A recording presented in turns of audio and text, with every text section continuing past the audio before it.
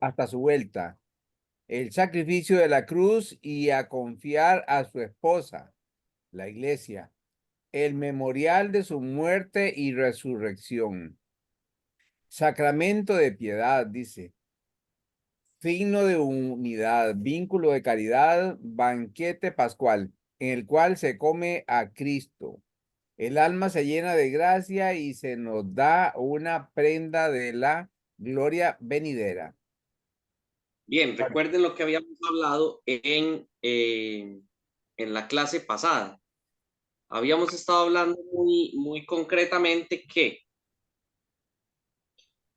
en los signos concretos en los que Cristo se hace presente. ¿Sí? Habíamos hablado que se presente en la comunidad, textos sagrados, en el evangeliario, y hoy concretamente vean que ya nos resalta muy bien ahí que se hace presente en las especies del pan y del El vino, pan y y el que lo vino. Sí. que comemos es a Cristo. Número uno. Y número dos, nos habla que la Eucaristía es el memorial de su muerte y resurrección. Ya habíamos hablado del memorial, que quiere decir que nos trasladamos nosotros a aquel momento en el que se celebró este misterio pascual, esta última cena. Nos habla que es sacramento de piedad, que es signo de unidad, que es vínculo de comunión y de caridad, que es el banquete pascual en el que se recibe a Cristo, y como consecuencia el alma se llena de gracia y se nos da la prenda de la gloria futura. Ya habíamos hablado que la liturgia tiene este elemento salvífico, ¿sí? Correcto. Continúa diciendo por ahí el 48. La iglesia procura con solícito cuidado que los fieles no asistan a este misterio de fe como espectadores, muy importante ahí, ¿verdad? Como Sí. espectadores extraños o mudos, sino que comprendiéndolo bien, mediante ritos y oraciones, participen, ojo, consciente, piadosa y activamente en la acción sagrada. Sean instruidos, perdón, por la palabra de Dios. Aquí entramos nosotros, ¿verdad? En la predicación. Reparen sus fuerzas en el banquete del cuerpo del Señor. Den gracias a Dios, aprendan a ofrecerse a sí mismos al ofrecer la hostia inmaculada, no solo por manos del sacerdote, sino también juntamente con él, y se perfeccionen día a día por Cristo mediador, en la unidad con Dios y entre sí, para que finalmente Dios sea todo en todos. Dice el 49. Por consiguiente, para que el sacrificio de la misa, incluso a través de los ritos, alcance plena eficacia pastoral, este concilio, teniendo en cuenta las misas que se celebren con asistencia del pueblo, sobre todo los domingos y fiestas de precepto, decreta lo siguiente: que se revise la misa el sentido propio y la mutua corrección de cada una de las partes, y se facilite la participación de los fieles,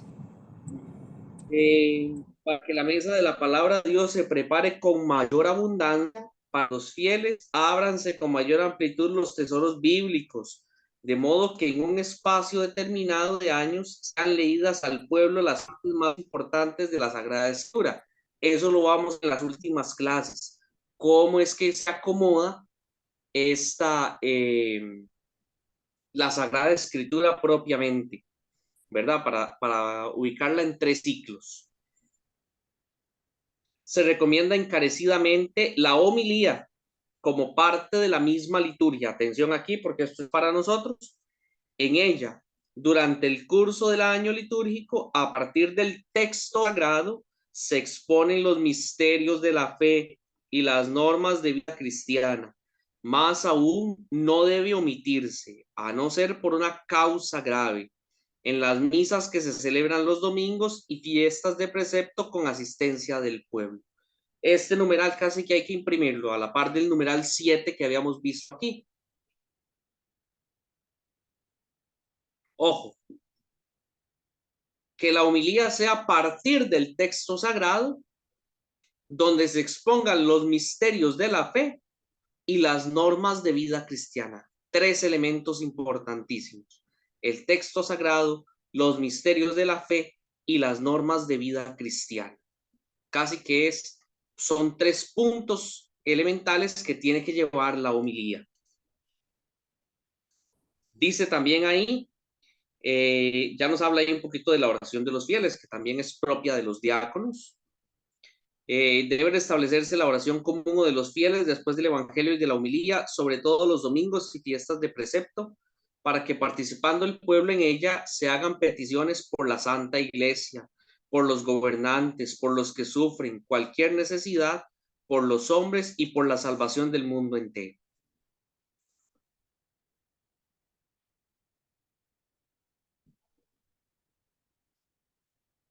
Dice el numeral 55, se recomienda especialmente la participación más perfecta en la misa, recibiendo los fieles después de la comunión del sacerdote del mismo sacrificio el cuerpo del Señor. Ahí nos habla un poquito de la comunión bajo las dos especies en el numeral 55, ¿verdad? Tengo una pregunta antes de pasar Sí. la oración de los fieles.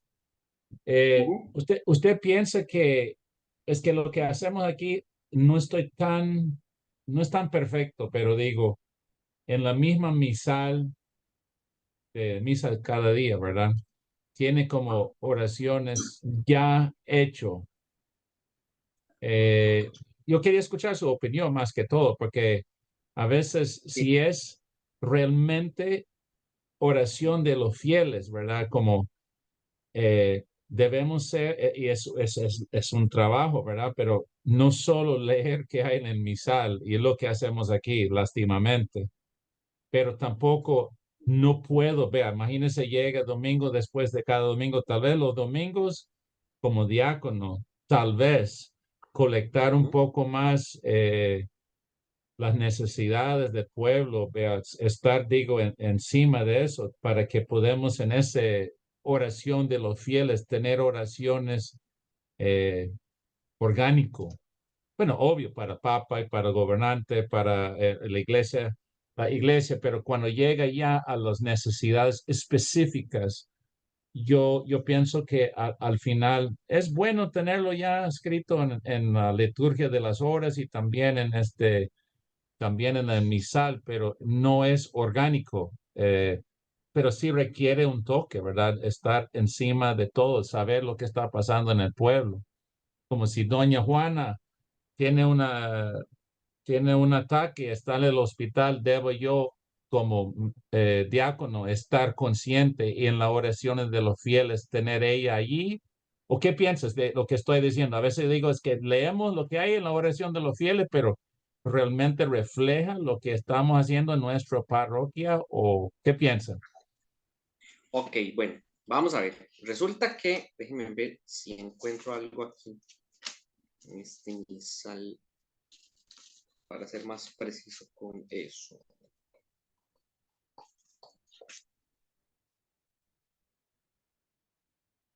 Ok, sí, aquí está. Bien. Resulta que tenemos que entender cómo funciona y trabaja cada una de las partes de la celebración litúrgica. Entonces, aquí tengo que explicarles dos cosas. Primero, si ustedes revisan el ordinario de la misa con un misal romano, aquí lo tengo a mano, dice la oración colecta, dicen las rúbricas, como lo tengo aquí, dice: acabado el himno del gloria, el sacerdote con las manos juntas dice: oremos. Y todos junto con el sacerdote oran en silencio durante un breve espacio de tiempo.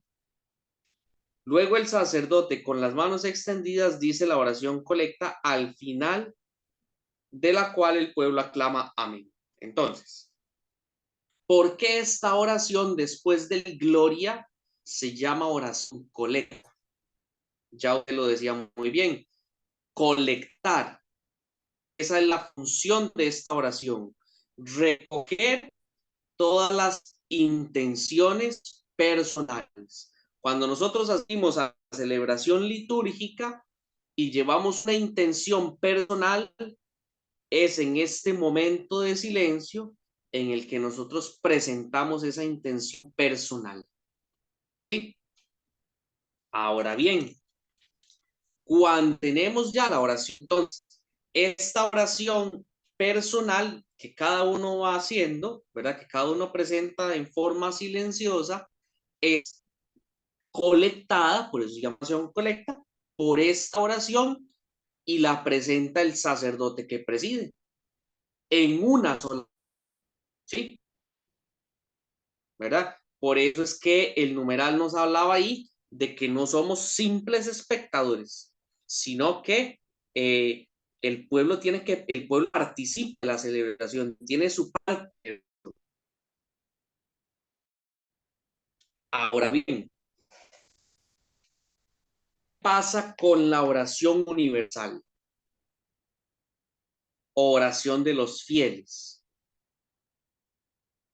Dice el misal romano, el sacerdote invita a los fieles después de la profesión de fe a orar por medio de una breve monición. Y dice también, las intenciones son propuestas por un diácono o si no lo hay, por un lector o por otra persona idónea. El pueblo manifiesta su participación con una invocación u orando en silencio.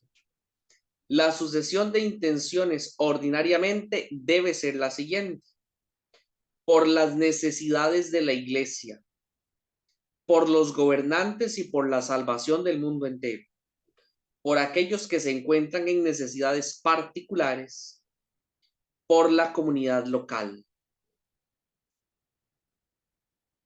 por los difuntos y por nosotros. 6 intenciones prácticamente, ¿verdad? Entonces, esta oración es universal, es la oración universal de los fieles.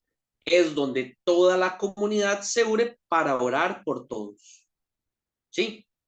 Entonces ahí es donde tenemos que hacer esta distinción. Y sí, ¿verdad? A veces ha pasado que hay una intención propia de la comunidad o propia de la diócesis y la podemos agregar. Ahora, yo les voy a decir una cosa, pero la misa de cada día sí trae todo lo que necesitamos para celebrar la misa, pero es un subsidio. La misa cada día es un subsidio. No es el libro como tal. Existe un libro llamado Oración Universal de los Fieles y trae las propuestas ya listas de la oración de los fieles, ¿verdad? Por ejemplo, yo me encontré hoy en la curia este subsidio, este misal, que trae el misal como tal y trae las lecturas. Entonces de aquí estoy tomando las rúbricas que les estoy leyendo, ¿verdad? Son las rúbricas del misal romano. Entonces, tenemos que hacer esta distinción. Una cosa es la oración colecta, donde yo presento mi intención personal, y otra cosa es la oración universal de los fieles. Cosa distinta es cuando tenemos la liturgia de las horas, que creo que es en las vísperas, que nos hace la propuesta de que agreguemos intenciones particulares, especialmente si se hace de forma comunitaria, ¿verdad? Pero imagínense que en la celebración de la misa empecemos a hacer intenciones particulares, todos, ¿verdad? En la celebración de la Eucaristía no terminamos. Por eso es que se hace de esta manera. Su intención particular se presenta en la oración colecta y en la oración universal de los fieles pedimos por todos. Vean un caso muy curioso. En la oración universal del Viernes Santo tenemos más peticiones, más intenciones, y es una oración totalmente especial, ¿verdad? Entonces, veamos ahí, ¿verdad? Entonces, es irle dando el lugar que le corresponde a cada una de las partes. Anita, cuénteme con alegría. ¿En qué le ayudo? Ajá. Ahí ve que tiene la mano levantada. Sí, no, es que me parece, no sé, que cuando es una misa de funeral, Ajá, se hacen oraciones donde se menciona directamente diferentes intenciones por el difunto. sí, Eso exactamente. sustituye la oración universal. Sí, gracias que me recordó eso. Eh, lo mismo pasa en el matrimonio, en el funeral. La oración de fieles es propia, ¿verdad? ¿Por qué? Porque entonces en el matrimonio va a hablar de los cónyuges, de que les vaya bien, de que, de que cuando tengan los hijos tengan prosperidad, pedir por los matrimonios que están ahí, pedir por las familias, ¿verdad? Entonces tiene un tinte diferente. Esa oración de los fieles tiene un tinte diferente. De la misma manera, la oración de los fieles de las exequias también tiene una, un tinte especial. Déjenme ver, ya que estoy estrenando, vamos a ver si en este misal me encuentro oración de los fieles, porque viene de todo. Vamos a ver si me encuentro.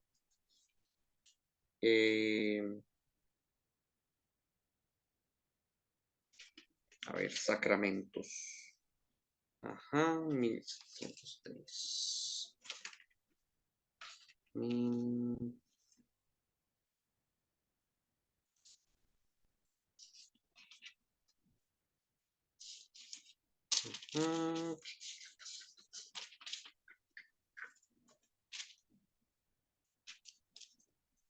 Ve, aquí está, por ejemplo, la oración de los fieles del bautismo. Dice, por ejemplo, aquí, para que estos niños al participar en el misterio de la muerte y resurrección de Cristo alcancen nueva vida por el agua y por el bautismo se incorporen a su santa iglesia, para que el bautismo y la confirmación los haga fieles discípulos suyos que den testimonio del evangelio en el mundo, para que a través de una vida santa lleguen al reino de los cielos, para que los padres y padrinos sean ejemplo de fe viva para estos niños, para que Dios guarde siempre en su amor a estas familias, para que renueven todos nosotros la gracia del bautismo. ¿Se dan cuenta? Con un tinte diferente, pero va hablando de todos, ¿verdad? Incorporando a los niños en el misterio pascual de Cristo, ¿verdad? Para que tenga sus efectos, incorporándose a la iglesia. La segunda, la unidad del bautismo y la confirmación, ¿verdad? Para que ellos lleguen a alcanzar la vida eterna. En la tercera, pedimos por la santidad y la vida santa de estos niños. En la cuarta, pedimos por los padres y padrinos para que puedan ser buen ejemplo. En la cuarta, pedimos por las familias y en la quinta, por todos los que estamos ahí presentes, que ya hemos recibido el bautismo. ¿Se da cuenta? Es una oración universal. Con el mismo pregunta, más o menos, bien hecho, pero al último puede ser un momento, como algo como un momento silencio, cada uno pidiendo para sus propias intenciones en silencio. Dale 5 o 10 segundos. ¿Ah? Eso Esa es la funciona. función de la oración colecta. Por eso está ese silencio en la oración colecta. Pero es que a veces la gente no sabe de ese silencio, ¿verdad? Pero decirlo en voz alta, así como ahora un momento de silencio, cada uno con sus propias intenciones. Eso suena bien. Sí, digamos, lo que se puede hacer es, eso se puede hacer en la oración colecta. También. Gloria, termina el gloria, ¿verdad? Oremos. En un Es que, momento de vea, silencio. es que no estoy tratando de pelear. Yo lo entiendo, estoy muy bien, no hay problema. El problema que tengo es con el pueblo, porque Sí, sí. usted sabe, y usted llega y un minuto antes de la misa, ahí está la gente con sus papelitos, que está bien, el sacerdote aquí es muy pastoral, entonces él colecta todo, él recibe. Él no lo pone en la parte, él no mete esos nombres en la oración de los fieles. Él sí lo hace en la oración colecta, sí, la oración colecta, Son las intenciones de la misa.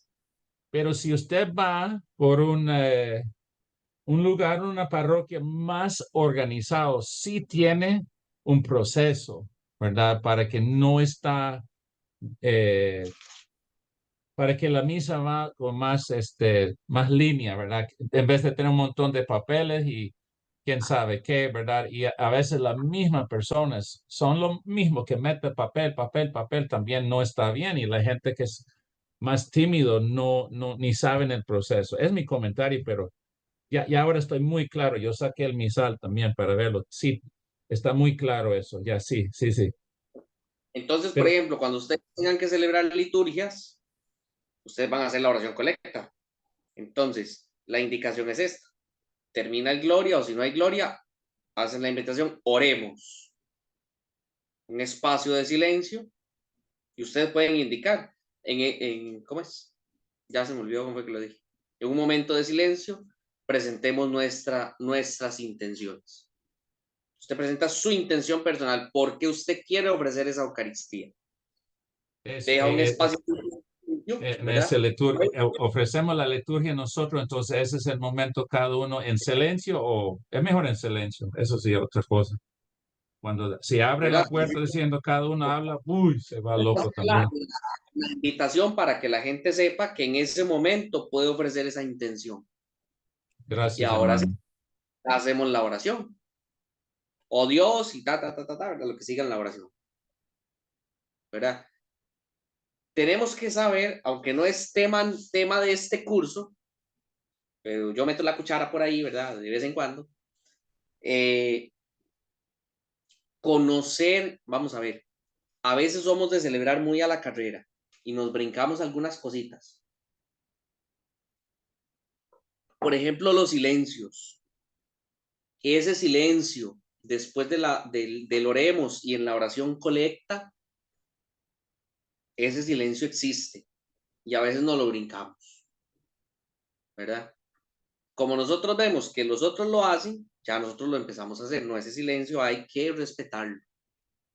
Por ejemplo, hay otro silencio que es en el acto penitencial. Humildes y penitentes, reconociendo nuestras faltas, pidamos perdón al Señor por nuestros pecados. Un espacio de silencio. Pero a veces, ¿qué es lo que pasa? Hacemos eso y de una vez, yo confieso, ¿verdad? Vamos, nos metemos de una vez. No, hay que respetar ese espacio de silencio. Otro Hay espacio otro, de silencio al hay otro, finalizar la oración. hay otro también que a veces la persona, el cantante o el cantor no le gusta el silencio después durante el comulgar hay una canción, ¿verdad? Y después ellos terminan la canción y tal vez el padre no ha purificado todo, entonces empieza otra canción y eso es A ver, también otro de las rúbricas, un momento de silencio después de comulgar.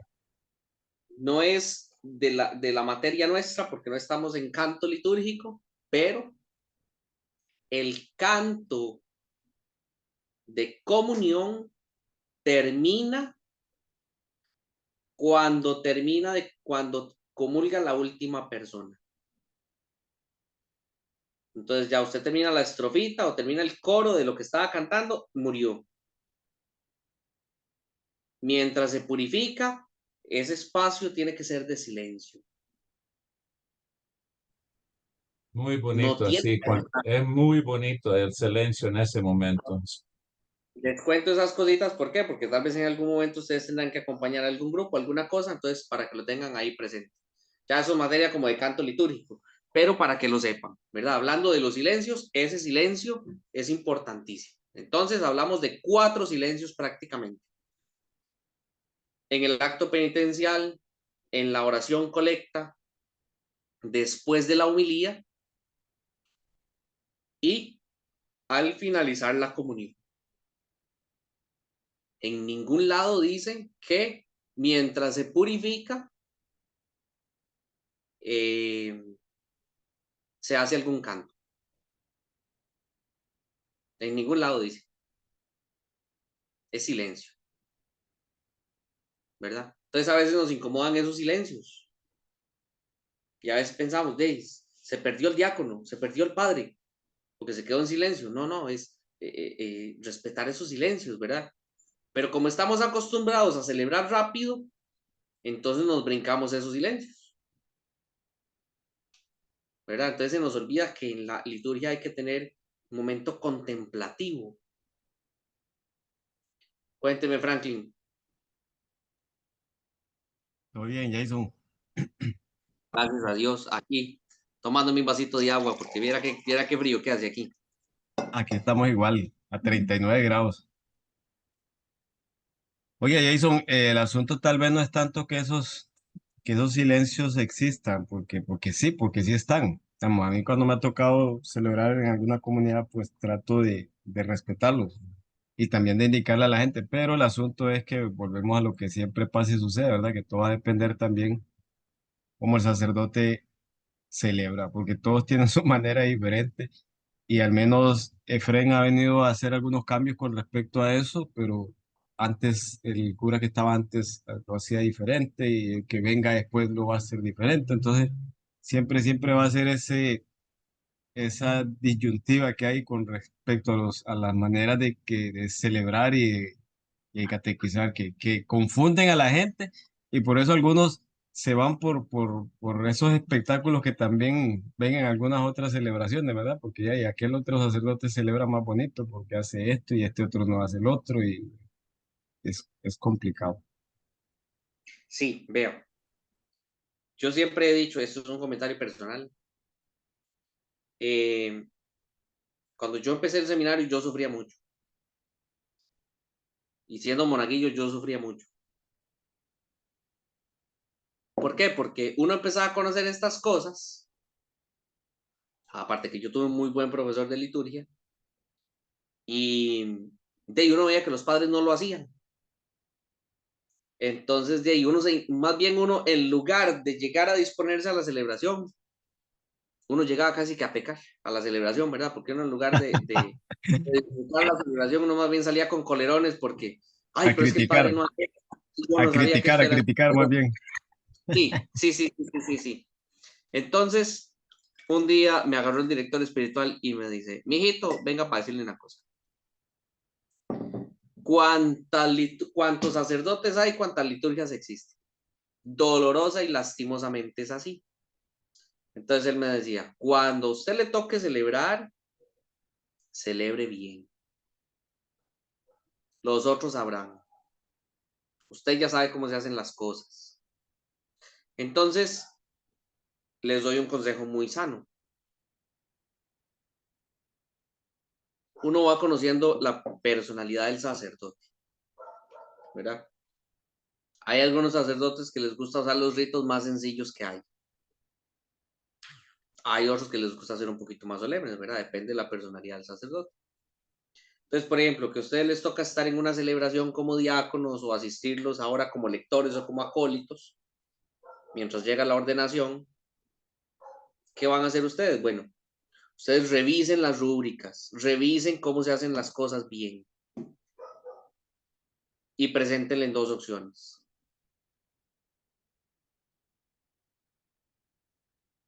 ¿Verdad? Y así no inventamos nada, nos adaptamos a lo que está ahí, en el libro, en el rito, y el sacerdote sabrá. Él es el final que toma la decisión. Si a usted es el que le toca celebrar, usted saque el rato, revise cómo se hacen las cosas. Y listo. Como hay algunos sacerdotes que se Como esa dejan clase, acompañar, hay otros que no, les gusta hacer las cosas a su manera. Mira, a mí me ha pasado de todo. Me he encontrado sacerdotes que, como dice la misa cada día. Entonces ya uno se adapta a lo que dice la misa cada día. Hay otros que llegan y le dicen, esto lo voy a hacer así. Y ahí, hágalo así. Explíqueme qué va a hacer y entonces ya uno los acompaña, ¿verdad? Entonces es eso, ¿verdad? Llegamos a esos dos extremos. Entonces, De ahí aprendemos para que lo apliquemos nosotros. Y sí, definitivamente en algún momento vamos a fallar en una cosa o en otra. Eso sí va a pasar. Pero sí es importante esto, ¿verdad?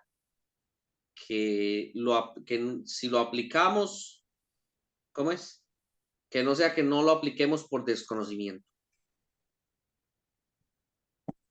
Hermano, Estamos. hablando práctica, pero eso también eso es parte de la homilía, porque para mí, porque yo tengo la tendencia a ir 15, 20, ¿verdad? Minutos.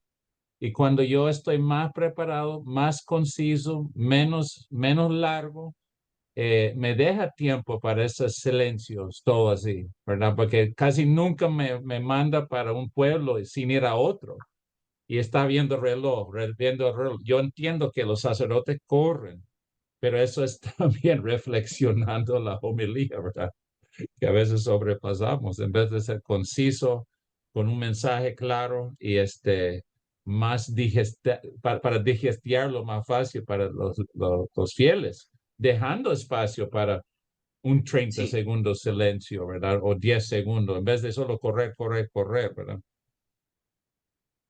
Excelente sí, por punto. ejemplo, a mí hasta que se me revuelve la panza por dentro, ¿verdad? Que algunos sacerdotes terminan la predicación y en el mismo ambón hacen la profesión de fe, ¿verdad? Qué diferente es hacer eso a dejar el ambón, trasladarse otra vez a la sede y dejar que se siente y dejar ese espacio de silencio. O que si son ustedes los que predican, que ustedes dejen el ambón, regresen a la sede, tomen su lugar y el espacio de silencio. Y ahora sí, después continuamos con la celebración, Excelente. ¿verdad? Entonces son detallitos, vean. La liturgia ya lo hemos dicho aquí, y si no lo hemos dicho, voy a decirlo. Salud, Franklin, salud. La liturgia es bella por sí misma, pero hay que saberla embellecer, o sea, en el sentido de que no es que vamos a hacer un fiestón. Ya la liturgia tiene sus rúbricas, y si nosotros seguimos las rúbricas como aparecen, la celebración va a ser bella por sí misma, la celebración va a brillar y a embellecerse por sí misma. Pero ya cuando empezamos a hacer cambios nosotros personales o a meter cosas que no, ya empezamos a estropear esa belleza litúrgica. Sí.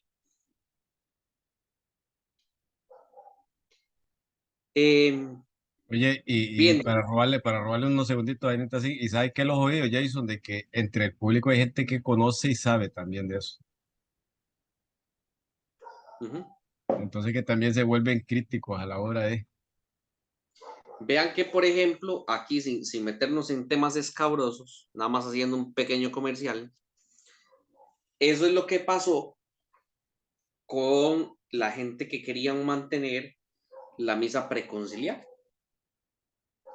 Un grupito de gente que quería mantener la misa preconciliar. ¿Por qué? Porque lo que ellos decían es que el rito postconciliar, nada que ver, ¿verdad? Porque que los padres llevaban payasos a misa y que se ponían a hacer cosas y que bailaban, que cantaban, con ritmos que no tenían nada que ver con la liturgia y que, ¿verdad? Entonces, ¿qué es lo que provocó eso? Un conservacionismo hermético, ¿verdad? El otro extremo totalmente. Entonces, que dijeron, no, volvamos a lo que teníamos, a la misa preconciliar, ¿verdad? Y esto fue un problema, que fue lo que tuvimos hace unos años, creo, hace 2 años, que la gente algunos se enojaron con el Papa Francisco porque el Papa lo que dijo fue, donde ya está, o sea, la intención del Papa Benedicto, porque el Papa Benedicto fue el que permitió esto, era que los que ya venían desde el concilio, desde antes del Concilio Vaticano II, celebrando así, que lo continuaran haciendo porque ya venían acostumbrados. O sea, estamos hablando de gente mayor. Pero ya que quedara ahí. Pero ¿qué era lo que estaba pasando? Que se estaban más bien desligando porque se estaba uniendo gente joven a estas celebraciones. Y entonces estaban empezando a hacer separaciones y divisiones dentro de la iglesia. Es que ustedes con la misa posconciliar celebran así, así, así, así, y esto y lo otro, ¿verdad? Entonces se volvió así como más crítica la situación. Entonces, en lugar de unir, más bien estaba haciendo rupturas dentro de la iglesia, y esa no es la idea. Entonces, por eso fue que el Papa Francisco dijo, donde los obispos lo permitan, porque se va a llevar sanamente, está bien. Donde no lo permitan, entonces no. Anita, cuénteme. No, ese tema, sí, vieras que yo conocía personas que iban hasta, creo que era en Moravia, o no sé dónde celebraban esta misa tridentina que llaman. Sí. Y mucha gente, sí, el padre Sixto Varela fue uno de los que hasta sacaron de la parroquia y todo, porque él seguía insistiendo y el obispo de su diócesis no le permitía. O sea, al final quedaba a criterio del obispo de cada diócesis autorizar la misa, así se llamaba, tridentina es. Sí, Bueno, que preconciliar. sí, sí, yo la verdad un día me explicaban cómo era, que no, que lo que hacen en latín es ciertas oraciones y por cierto, ahora ese es otro artículo, aquí ahora que vamos a leer el 54 viene algo de eso que ahora nos va a explicar.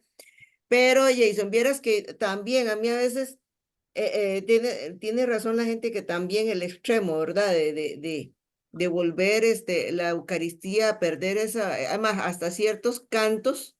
Hoy, por cierto, estaba viendo que decía que Señor, ten piedad, le ponen un ritmo que casi que es como alegre, como que está uno pidiendo perdón, soy pecador y Un aplaudiendo, ¿ah? compañero de colegio Sí, en un sí. estado, sí, ya sé. Hablar. Y a Sí, mí sí, me sí. parece que a veces hay cantos que la letra no es acorde con el momento. Aún el Santo Santo, pues ese también le ponen unos ritmos y otra cosa que, bueno, no sé, yo me formé mucho con no sé, usted no lo tiene que haber conocido, el padre Armando Hernández, de ahí de Santa Cruz. El No, no lo presbítero conozco. Armando Hernández, él era muy conservador, una persona, bueno, de la época de Baltica y todo eso, yo creo.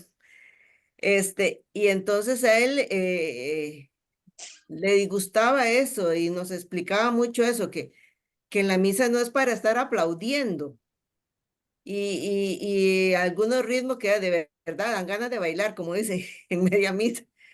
Y entonces después otra, hablando de que la letra a veces no se entiende. Ahí él trataba de, por ejemplo, cuando miembros de una iglesia, esa parte siempre trataba de que dijéramos miembro de la iglesia, pertenecemos a la iglesia, no de una de tantas.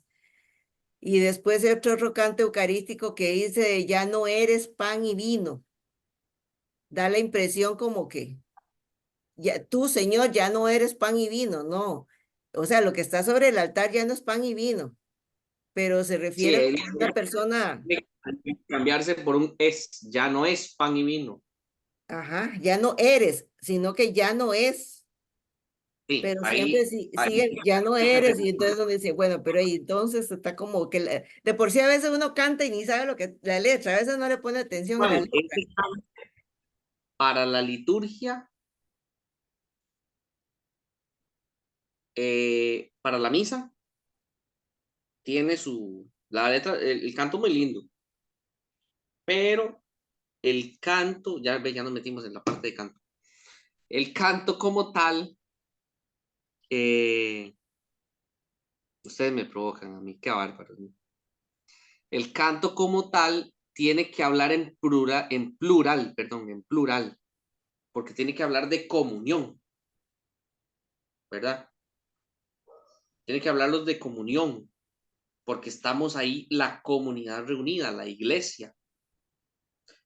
Pero creo que estos cantos se llaman intimistas, ¿verdad? O individuales, ¿verdad? Porque el canto dice, y vives en mí, no habla de vives en nosotros, o estás con nosotros, ¿verdad? Quedaría muy bien, por ejemplo, para una hora santa, para un rato de oración, ahí sí. Pero para la misa, ¿verdad? Ahí quedamos como patinando un poquito. Y sí, digamos, el asunto, por ejemplo, yo nunca estaba en una misa con el preconciliar. Sí estaba en una misa en latín, con el rito actual, pero nunca estaba en una misa preconciliar. No tengo la más mínima idea de cómo la celebran, pero yo me imagino que si nos cuesta entender la misa como la celebramos ahorita, la misa como se celebraba antes debe ser complicada entenderla, ¿verdad? Entonces yo, por ejemplo, en este tema tan escabroso, yo siempre me quedo como de ladito porque sí tiene sus cosas, ¿verdad? Porque siempre detrás de eso está el asunto de que, de querer decir de que se nos pasó la mano con la reforma. Y no es así, ¿verdad? No es esa la intención. Y los Y ya cuando aplausos, nos Jason. ya es hablar con gente sumamente conservadora, que usted no las va a sacar de esa idea, entonces mejor uno, ¿verdad? No estamos hablando de una cosa de antigüedad, de hablar de gente enchapada a la antigua, sino de gente que, vamos a ver, se resiste a entrar en la teología como tal del cambio. Y ya no digo más porque si no me meto a hablar de cosas que no debería hablar, porque ya iba a hacer un comentario que... Entonces mejor sigamos con el numeral 54. Anita, cuéntenos ahí el numeral 54 si lo tiene por ahí.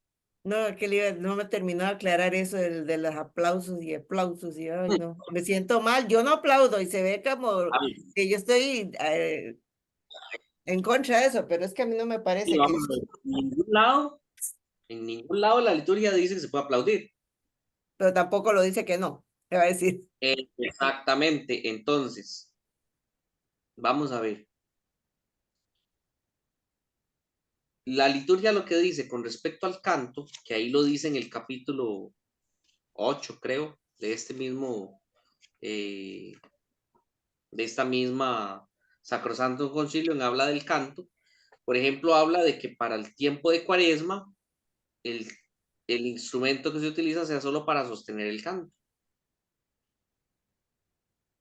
En otros momentos habla de que el canto sea un poquito más festivo, ¿verdad? Pero es que tenemos un problema. Tenemos un problema con las rúbricas de estos textos. Que para usted festivo puede ser el canto como órgano festivo. Para otro el festivo puede ser aquel cumbión, ¿verdad? Que ponen por allá, y aquel merengazo, y aquel cha-cha-cha, ¿verdad? Y aquel bolero que ponen por allá. Entonces, yo llego a esta conclusión. Si estamos en una celebración, por ejemplo, en la vigilia pascual, donde el día antes no utilizamos instrumento de nada y era una celebración silenciosa, apagada, pues no apagada, sino silenciosa, sobria, y estamos hablando de la alegría de la resurrección, y al pueblo de Dios le nace aplaudir citos, yo no tengo ningún problema, porque a usted le nace hacerlo solo, o solo. Pero cuando el coro empieza, ¿verdad? Con aquellos cantos y aplaudamos y la gente no aplaude, pero hermanos, aplaudan, ¿verdad? Es obligar a la gente a hacer algo que no quiere. Si a la gente le nace sola aplaudir, no hay ningún problema. A mí me llama mucho la atención porque, por ejemplo, en una celebración así solemne, como una ordenación o una cosa así, a veces la gente es muy espontánea. Y cuando usted ve, la gente aplaude sola, sin que nadie les diga nada. El recién ordenado, sea diácono, sea presbítero, cuando se vuelve al pueblo ya recién ordenado, la reacción de la gente es aplaudir, solos, nadie les dice nada. Se dan cuenta que es una cosa espontánea. Se ve mejor. Es un gesto limpio. A que alguien nos diga, aplaudamos por tal cosa, ¿verdad? Entonces sí, se nos han metido cositas que no van, ¿verdad? A veces no van por ahí. Y sí tener cuidado como con el asunto de los tiempos, porque a veces, por ejemplo, yo peleo mucho con el tiempo de Cuaresma, no porque no me guste, sino porque a veces los cantos de la Cuaresma son más,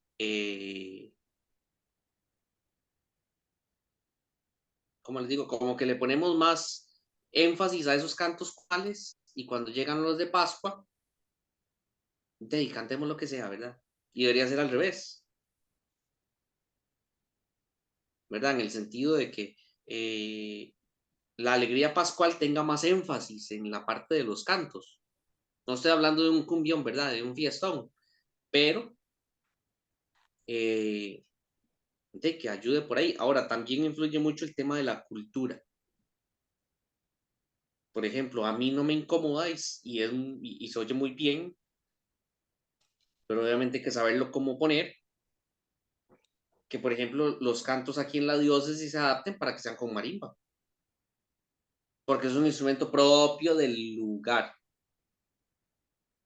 ¿Para todas las celebraciones se puede? No, sería como para las celebraciones más festivas, porque el instrumento como tal es un instrumento festivo, ¿verdad? Por ejemplo, una misa de Pentecostés, una ordenación, las misas de Pascua, una misa de Navidad, quedaría muy bien,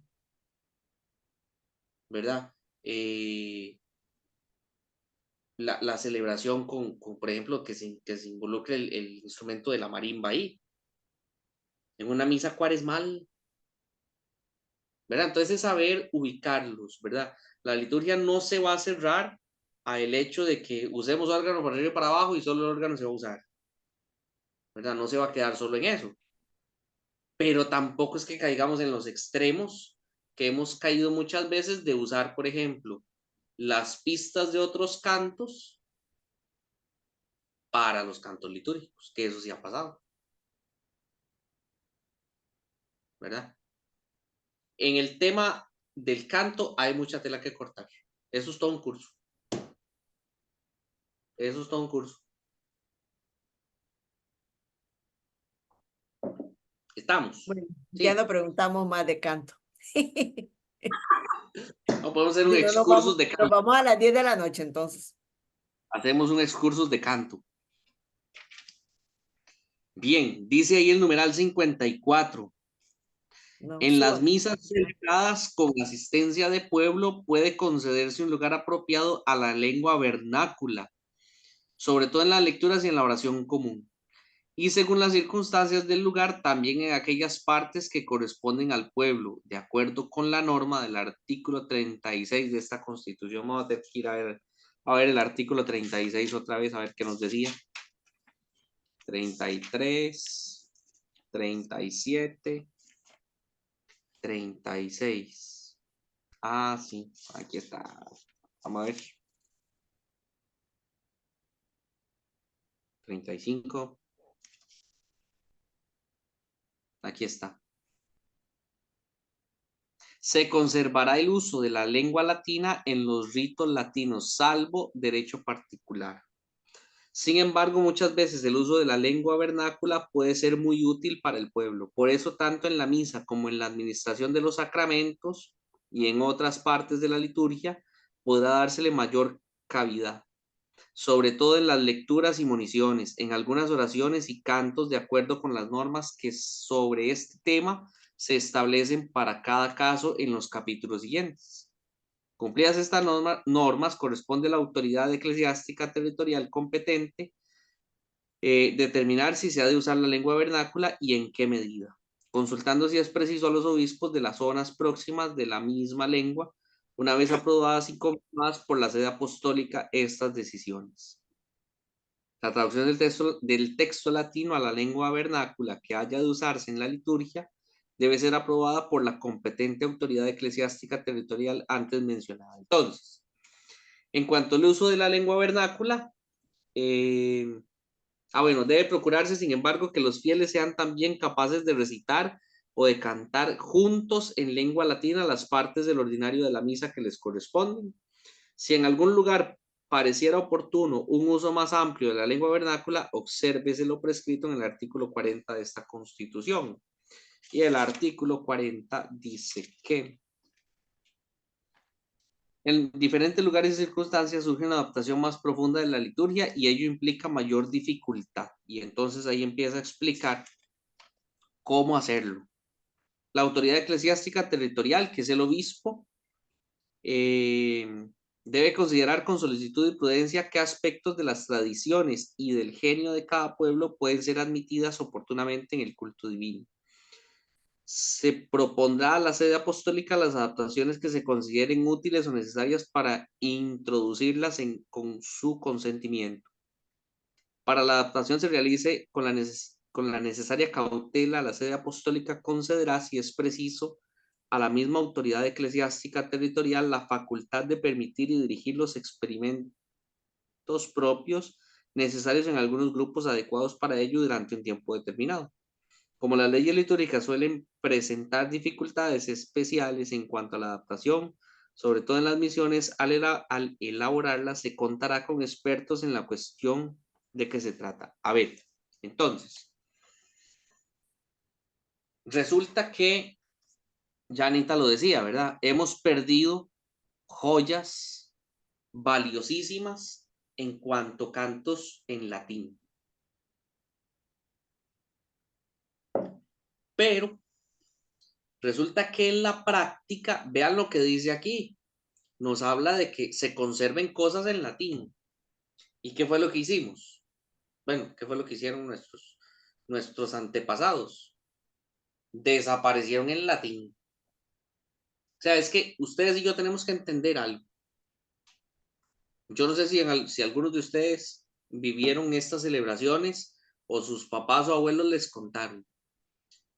Pero cuando yo recibí el curso de liturgia, íbamos hablando sobre este documento, el padre nos decía que fue tanto el asunto que se quemaron un montón de cosas. Se quemaron altares, se quemaron ornamentos, libros litúrgicos de ese tiempo, porque de ahí se dijo todo nuevo, ¿verdad? Se cayó como en esa mentalidad de que todo era nuevo. Y entonces se dejó de lado el asunto como de conservar algunas cosas, ¿verdad? Entonces hay algunos cantos, se perdieron un montón de cantos, se perdieron muchísimas cosas que se utilizaban en aquellos momentos. Por ejemplo, hay parroquias en las que de vez en cuando se encuentra uno una casulla, de las que llama casulla de guitarras, que son las que usa Monseñor. Pero de ahí se perdieron muchos ornamentos y muchas cosas. Cuénteme, José. Jason, buenas noches, primero que nada. Déjeme una cosita, me le cambio, me le tiro por otra esquina si yo le pregunto a usted sobre los cantos catecumenales. Ajá. ¿Qué diferencia? O sea, así la pregunta directa. De una vez. No A es la cuáles, popular. no es cuáles son mejores, no, porque los dos son bien, pero rige para una Eucaristía, los cantos catecumenales, o como es, como he escuchado a algunos, incluso hasta sacerdotes, decir que son muy bonitos y que esos deberían de ser los que se den. Pues empecemos diciendo que son cantos que se hicieron para la liturgia, que cumplen con los requisitos que la liturgia pide, pues se pueden utilizar. Ahora, ahí siempre viene el eterno pleito, ¿verdad? Porque a veces como comunidades lo que pasa es que ellos quieren celebrar aparte y que tienen sus propias cosas, ¿verdad? Entonces es esto que se da como esa dificultad ahí. Pero en el sentido propiamente, lo que usted pregunta de los cantos, mientras el canto esté hecho para la liturgia y tengan la debida aprobación de la sede, de la Santa Sede, no hay ningún problema, ¿verdad? ¿Por qué? Porque no es lo mismo que yo utilice un canto que fue hecho para la liturgia a que yo utilice un canto que fue hecho como más, ¿cómo les digo? Con otra intención. Por ejemplo, hay un canto que a mí me encanta de... Ay, el Divo, creo que se pronuncia así, o se dice así, es para que habla sobre el matrimonio, que dice, hoy te prometo amor eterno, ser para siempre tuyo en el bien y en el mal, hoy te demuestro cuánto te quiero, amándote hasta mi final. Y menciona a Dios y algunas cosas, ¿verdad? Y yo digo, lástima que no lo hicieron con fines litúrgicos, porque es hermoso, el canto es muy lindo, pero no se puede usar. Por más que yo quisiera y patalee y brinque y todo el asunto, no se puede usar en la liturgia porque no fue hecho para la liturgia, ¿verdad? Entonces ahí está esa distinción. Por ejemplo, vea el pregón pascual, ¿verdad? ¿Cuál pregón preferimos usar? Adivinen. ¿Cuál usamos todos? O la gran mayoría. Eh, El catecumenal. Ecumenal, correcto. Porque el pregón pascual no corresponde al catecumenal, se canta como un prefacio. Es un pregón un poquito más sobrio. Pero Jason, eso viene encima de nosotros, los que van a ser diáconos, porque si nosotros tenemos que cantar ese pregón, yo prefiero la otra,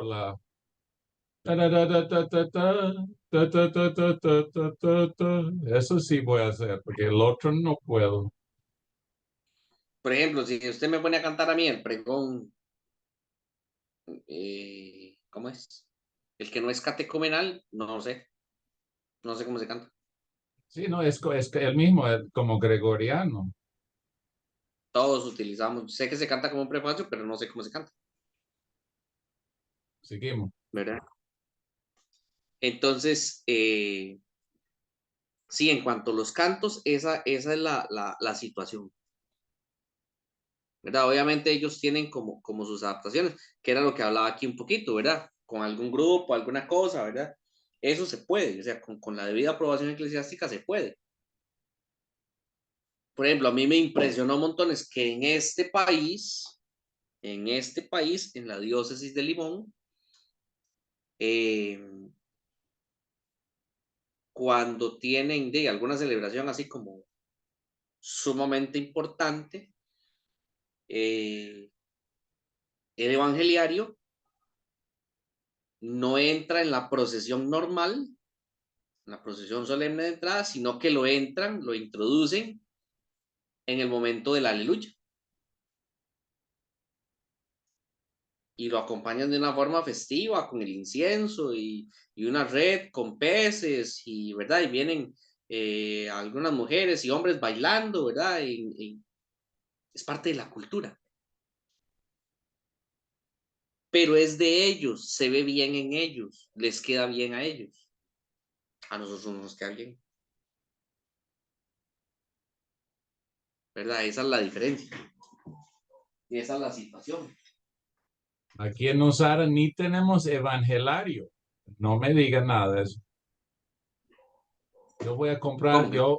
es mi fe de comprar uno que yo, para ser dueño de uno y donde voy yo como diácono, asegurar que está parte de la liturgia correctamente. Porque es lindo ese acto de traer, ponerlo en el altar. Allá está en el altar, ¿verdad? Y el momento de evangelio lo lleva con muy solemne, ¿ya? Es un libro muy importante. Sí, sí, sí. ¿En qué iba? Ah, bueno, en la lengua vernácula. Entonces, sí hemos perdido muchas cosas, muchos textos. Por ejemplo, todavía hay libros en los que, en cuanto a la liturgia de las horas, en la parte de atrás vienen los himnos en latín, ¿verdad? Himnos que se podrían musicalizar, pero como no conocemos la traducción, entonces nos quedamos con eso, ¿verdad? En cuanto, bien, ya ahí nos habla un poco de la concelebración, ¿verdad? Que ya no es como tanto que nos interese a nosotros para este curso. Ya ahí empezaríamos a hablar en el capítulo 3 de los otros sacramentos y sacramentales.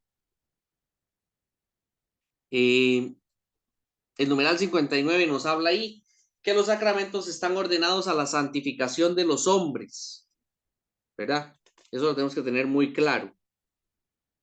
A la edificación del cuerpo de Cristo y en definitiva a dar culto a Dios. Pero como signos también tienen un fin instructivo. No solo suponen la fe, sino que también la fortalecen, la alimentan y la expresan con palabras y acciones. Por eso se llaman sacramentos de fe. Confieren ciertamente la gracia, pero también su celebración dispone óptimamente a los fieles a recibir la misma gracia, con fruto, a dar culto rectamente a Dios y a practicar la caridad. Por consiguiente, es muy importante que los fieles comprendan fácilmente los signos sacramentales y frecuenten con el máximo aprecio los sacramentos instituidos para alimentar la vida cristiana. Atención aquí. En la predicación, cuando vamos a celebrar sacramentos, porque ustedes van a celebrar sacramentos también, es decir, cuando van a celebrar bautizos, cuando van a celebrar matrimonios, ¿verdad? Que es por lo general lo que ustedes van a celebrar en su mayoría. Bueno, aquí en el Capulín no se ha venido a casar nadie. No he visto a nadie casarse. Entonces ya me estoy asustando yo. Bueno, acá nadie se casa. Pero bueno, fundamentalmente, aparte de predicar en la Eucaristía, celebrar liturgias de la palabra, ustedes celebrarán matrimonios y bautizos. Entonces, chiquillos, así se los voy a decir. En la predicación, ustedes no se pongan a explicar el sacramento. El sacramento se explica. Lo que me interesa aquí que expliquemos en la predicación es los efectos que el sacramento va a tener en la persona. Eso es diferente. Los efectos y ya se me perdió. Aquí. Ya se me perdió.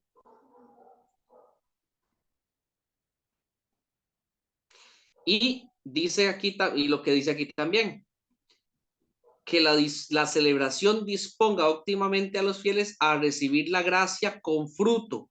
Es decir, que ese sacramento que van a recibir de fruto.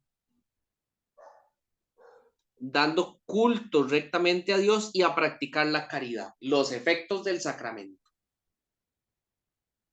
Las responsabilidades y las gracias que el sacramento le confiere a la persona. ¿Verdad? Eso sí es importante que lo hablemos, que lo tengamos presente en la homilía. ¿Y quién nos va a ayudar? La palabra, los mismos textos sagrados. Que hay textos sagrados para cada sacramento. ¿Verdad? Entonces,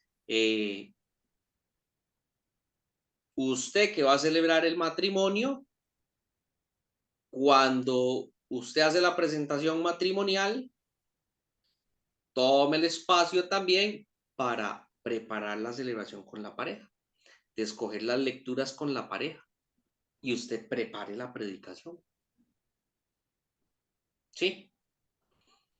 Que no sea como muchos que ni siquiera hacen eso y llegan a la sacristía 15 minutos antes de la celebración y escogen los textos que sean.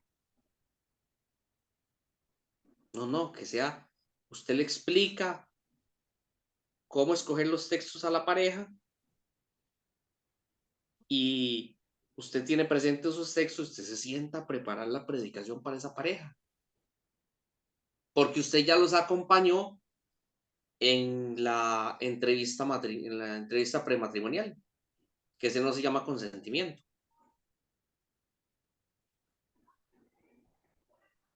El consentimiento ya es en el sacramento propiamente. Entonces es eso, o sea, ya usted con el expediente matrimonial ya usted conoce la pareja que se va a casar. Entonces ayúdeles a escoger los textos y prepárenles una buena homilía. No es que usted va a decir infidencias de lo que está en el expediente, no se trata de eso. Sino es de que el mensaje que se les va a dar en la predicación sea para ellos. ¿Estamos? Eso es importante. Vamos a ver.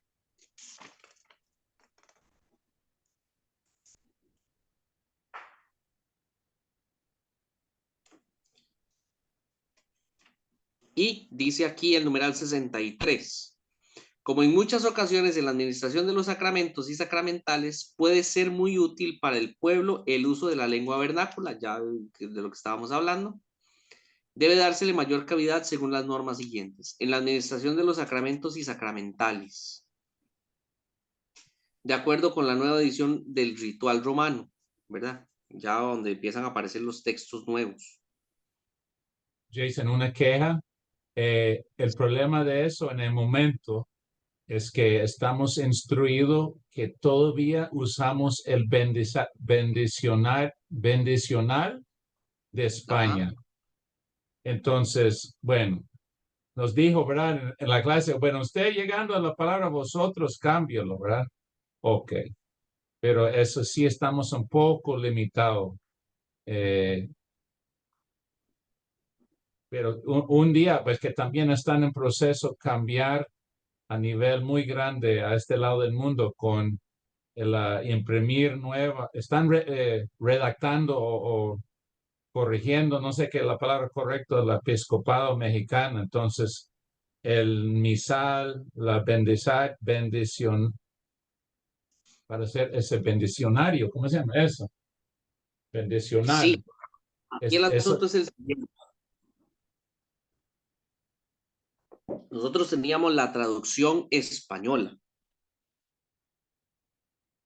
Pero resulta que entonces la gente, de ahí se hizo el cambio, la conferencia episcopal hace el cambio a la traducción mexicana y Está mal. Y está mal, y están en la revisión ahora, cuesta ahora, no hay nada para comprar de México, cero, absoluto. Entonces, Seguimos con lo de España ahora, mientras, es lo que están diciéndonos. Pero igual, Pues sí, porque yo digo, igual, bueno, algunos de nosotros decimos, porque no estamos de acuerdo tampoco en ese grupo. Algunos dicen, yo pero voy a leerlo como está ahí con vosotros y todo. Y mi esposa me dice, la gente entiende, pero al final suena como otro idioma para mí cuando es tanta español de España. Y yo digo, yo puedo decirle, como esos matrimonios, dudo que voy a celebrar uno, tal vez uno o dos en mi vida, tal vez. Pero lo que es más común es los bautismos, especialmente si estamos con pueblos largos del centro parroquial, etcétera. En mi lado del mundo sí es así. Y yo no me siento cómodo con el vosotros, para nada. Y no es que no entiendo, es que la gente no habla así. Es lengua vernácula. Es que y esas son gente a veces bautizando su bebé, son gente que realmente, qué lástima, que no son los que están muy enseguida en iglesia. Y yo pienso, opinión mío, es importante hacerlo en lenguaje que ellos se sienten natural. Bueno, es opinión mío, pero sigue, disculpa. ahí el asunto es el siguiente. Esperen para ver una cosa. Español es lengua vernácula. Pues A sí. mí sí me gusta. Ve, Marco y yo nos complementamos. Por ejemplo, ahora que yo estuve en Colombia, a mí se me hizo un choque mental y un sancocho, ¿verdad? Porque ellos cambiaron el vosotros por ustedes, pero las palabras de la consagración sí quedaron como tal. Tomad y bebed todos de él. Y usan el vosotros. ¿Verdad? Entonces, no peleamos nada. El que obedece nunca se equivoca, ¿verdad? En ese sentido. Pero hasta también en la musicalización de la celebración. Al principio se oía horrible. Ya creo que ya nos acostumbramos, pero al principio se escuchaba horrible. Porque a la hora de cantar los prefacios, a la hora de acomodar los tonos, pues yo no soy músico. Yo sé tocar la guitarra, pero no sé sacarle notas, ¿verdad? Nada más sé agarrar la guitarra, tocar la guitarra, pero no sé sacarle notas. Uno sí lo escuchaba feo. Ya nos acostumbramos, pero sí se escuchaba feo. ¿Verdad? Incluso en las palabras de la consagración, a la hora de cantarlas, se oye diferente. Se oye un poco tosco, se hizo el cambio de vosotros por ustedes, ¿verdad? Bueno, lo bueno para Costa Rica es que sí es episcopado mexicana, entonces sí, de la misa romano es puro ustedes, no hay problema para la misa. Pero estoy hablando del libro Bendiciones, eso también incluye el rito de bautismo, no hemos cambiado todavía. Está bien, ya, solo es un comentario, nada más. Pero vamos a ver qué pasa ahí, tiempo al tiempo. Tiempo al tiempo, uno no sabe que después tengamos nuestra propia traducción en algún momento de la vida. Los siguientes numerales de estos sacramentos, pues empiezan a hablar de las revisiones de los ritos, ¿verdad? Lo único que quería yo rescatar de este tercer capítulo es eso, expresamente, ¿verdad? Que la Sacrosantum Concilium pide que no celebremos el sacramento solo, que siempre vaya acompañado de la liturgia de la palabra. Y si hablamos de que va acompañado de la liturgia de la palabra, evidentemente siempre tendrá homilía. Y luego, la celebración del rito, ¿verdad? Sí, o sea, en lo que compete a ustedes, serán diáconos, en lo que tiene que ver con el matrimonio, el bautismo, la liturgia de la palabra, ¿verdad? O la Eso sí, exegias también. sí. Después, en cuanto a en cuanto al capítulo 4, que es la liturgia de las horas, En cuanto a la liturgia de las horas, 83, 3. pueden leer ustedes después, ¿verdad? Porque ya ahí es como para la parte homilética, sí nos queda un poquito, como que se nos sale un poquito del tema, nos saldríamos muchísimo del tema, porque sí tiene sus cosillas también, pero dentro de la parte homilética no tiene que ver con nosotros. Alguien, vi una mano levantada y se me perdió. No, Omar, cuénteme, ya la encontré. Sí, era yo. Es sobre el bautismo que estaba diciendo usted que debe hacerse con después de la homilía, pero he estado viendo que últimamente, aquí en mi parroquia se está haciendo la programación de que los bautismos son tal fecha en la parroquia. Y también había visto anteriormente a un diácono, hizo la celebración de la palabra y terminó. Luego pasó al bautismo, pero repitió todo lo que era la Eucaristía. Entonces, para que me aclare ese punto, porfa. Bueno, ay, es que ustedes sí son, ¿verdad? Ustedes sí son conmigo, ustedes sí son crueles conmigo. Vamos a ver.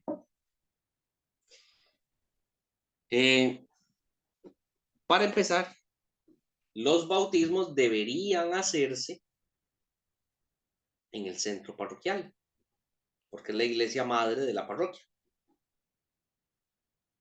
¿verdad? Por motivos pastorales, podrían hacerse en las comunidades, en las filiales, ¿sí? Podría hacerse. Entonces, aquí es una cuestión de lógica y sentido común. ¿Por qué? Porque entonces aprovechamos la celebración comunitaria para celebrar el bautismo. De la misma manera, el matrimonio. Entonces, ¿qué vamos a hacer? Bueno, con el bautismo, y vamos a agarrar el misal de una vez aquí. Ve, de algo me sirvió comprar el misal.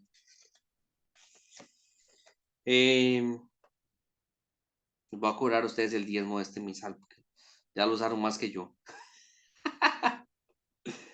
Vamos a ver. 1703. Para leerlo aquí, como tiene que ser.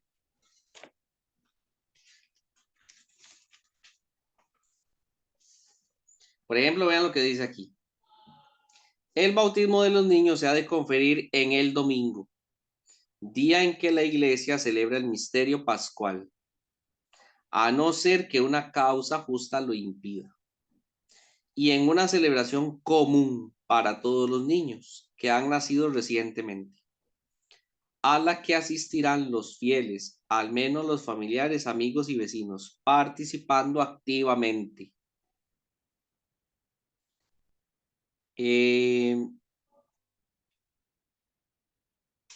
Ahí.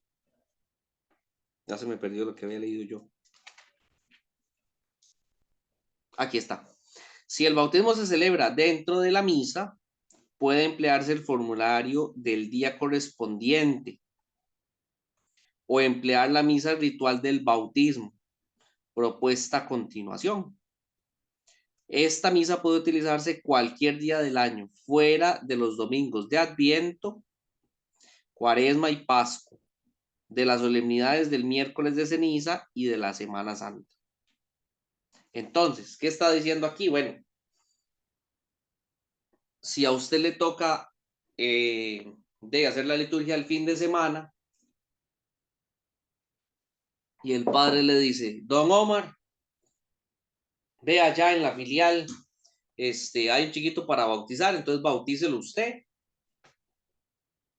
Y estamos en un domingo, el tiempo ordinario, usted puede utilizar las lecturas del bautismo o puede utilizar las lecturas de ese domingo del tiempo ordinario, no pasa nada,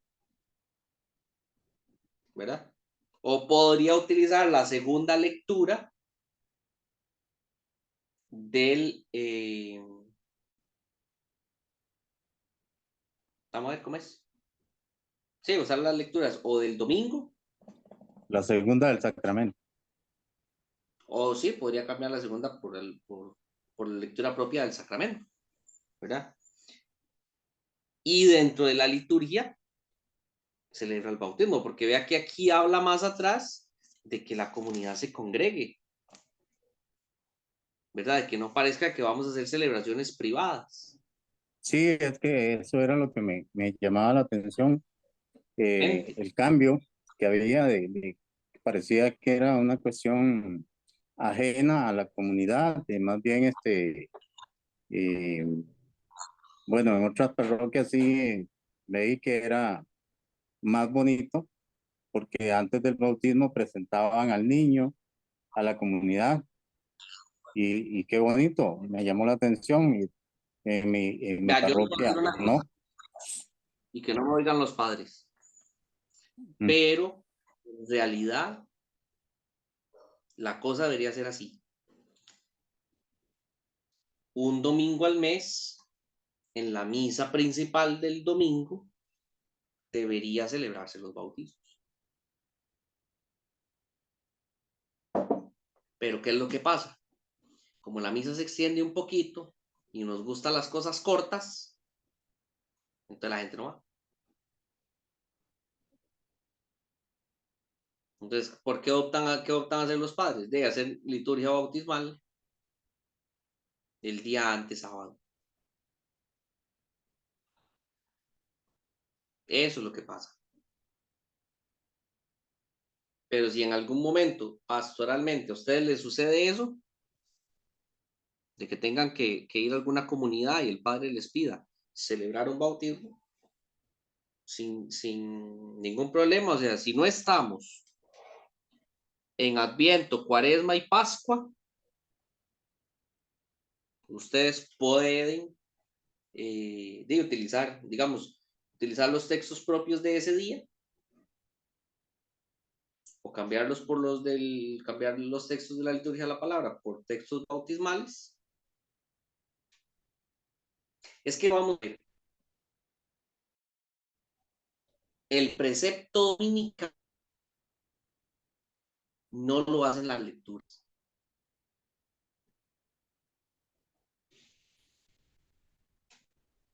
El precepto dominical lo hace la asistencia a misa el día domingo. Punto. Se acabó. Esa es la cosa. Y hay algunos sacerdotes que entran en conflicto. Por ejemplo, a mí un día me pasó, siendo seminarista en Cartago, me pasó que el día sábado era 24 de junio. ¿Qué celebramos el 24 de junio? San Juan. Ajá, ¿qué celebramos de San Juan? El nacimiento. Junio. El nacimiento de Vamos a San ver. Juan. Ahí.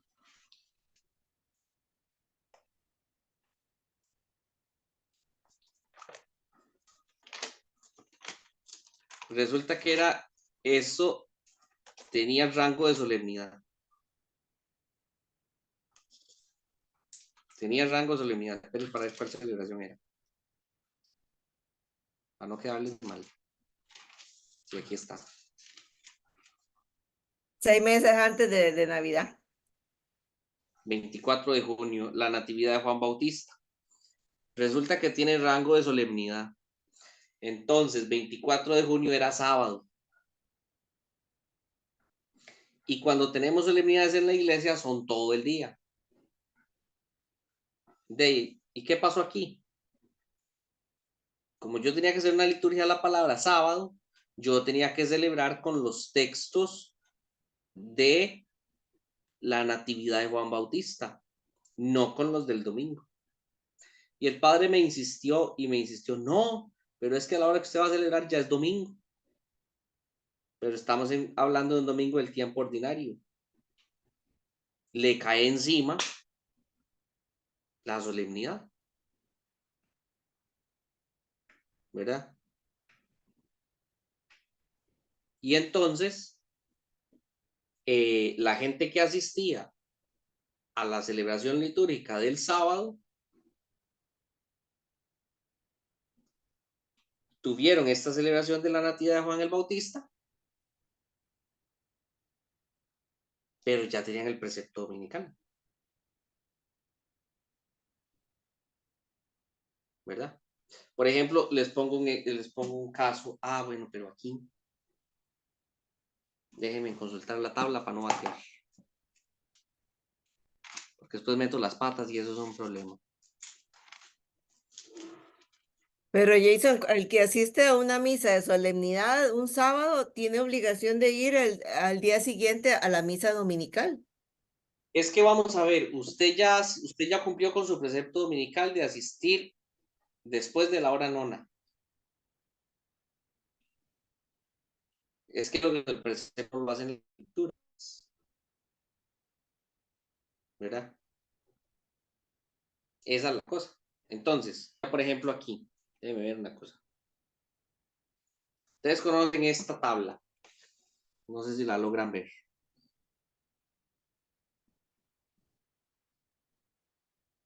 Dice tabla de los días litúrgicos. Entonces, es según el orden de precedencia. Es decir, cuando chocan dos celebraciones, ¿qué hacemos? Bueno, entonces, resulta que la fiesta patronal de una comunidad es solemnidad de la comunidad. ¿Sí? Y toda solemnidad tiene primeras vísperas. Entonces, por ejemplo, aquí en esta parroquia del Capulín, ¿quién es la patrona? Fátima. La Virgen de Fátima. ¿Cuándo es 13 de mayo este año?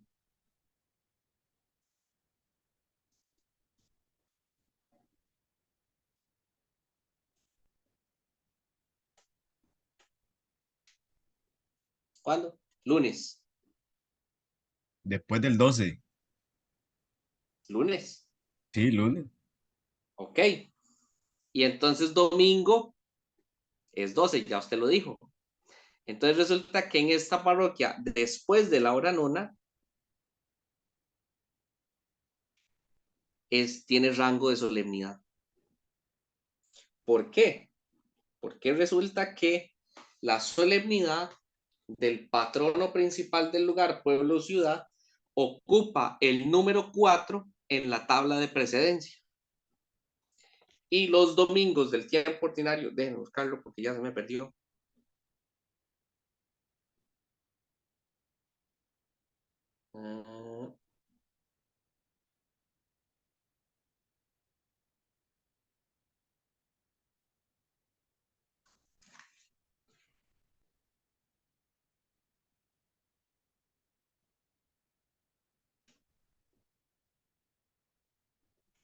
Fiestas inscritas. Ajá. Ahí se me perdió.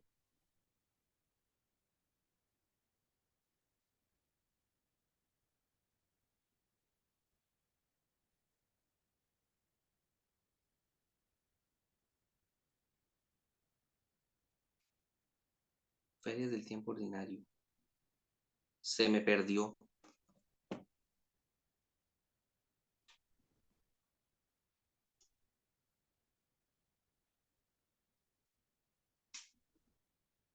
De aquí no nos vamos hasta que lo encuentre. ¿Cómo va a ser posible? En el índice. No, es que es en la tabla de presencia, no tengo que encontrarlo. Aquí está. Vea.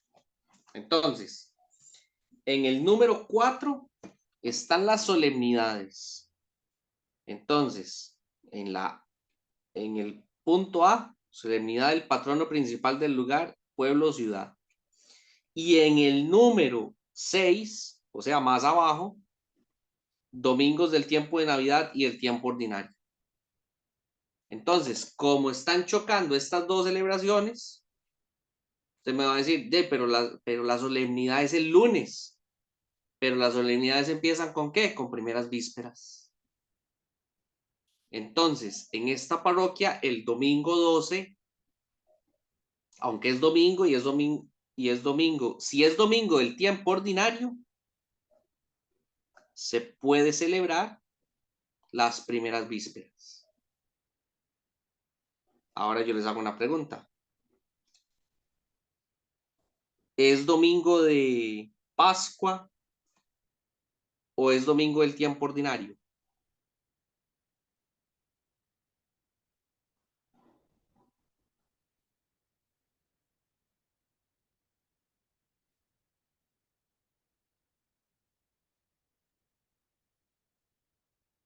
Pregúntenle a la misa cada día.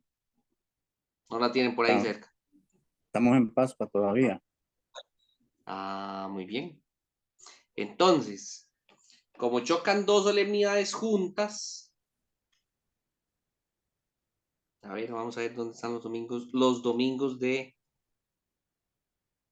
Pascua.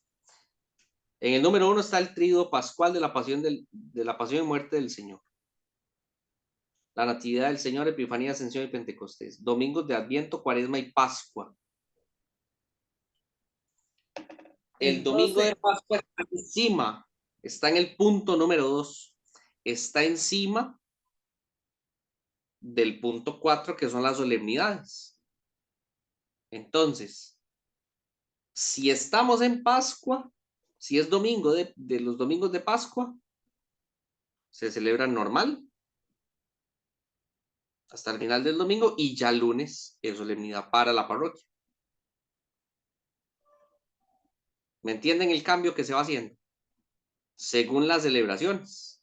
Si la Semana Santa hubiera sido más temprano y ya estuviéramos en los domingos del tiempo ordinario en mayo en esta parroquia, podemos celebrar las primeras vísperas de la fiesta patronal en domingo.